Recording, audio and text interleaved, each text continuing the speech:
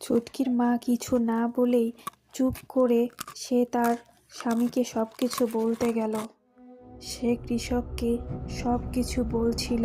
সেই প্রথম দিন থেকে আজ পর্যন্ত যা কিছু হয়েছে তার কাছে কোনো কিছুই স্বাভাবিক লাগছিল না। তারা কথা বলতেই পিছন থেকে রাতুল এসে হাজির হলো। ছুটকির মা, তুমি চিন্তা করো না, আমি সবকিছু দেখছি। আজকে তান্ত্রিক বাবার সাথে কথা বলতে হবে। রাতুল এসে বলল, আমিও সন্দেহ করেছিলাম, সেদিন ছুটকি আমাকে দেখে আপনি আজ্ঞে করতেছিল। সে তখনই বুঝেছিলাম যে কিছু একটা হয়েছে ছুটকির। ছুটকির মা বলল, ও যদি ডাইনি হয় তাহলে আমার ছুটকি কোথায়? ডাইনিটাকে জানে মেরে ফেলা যাবে না, তাহলে আমরা আমাদের ছুটকিকে আর খুঁজে পাবো না কোনো দিন। রাতুল, বাবা, তুই তান্ত্রিক বাবার কাছে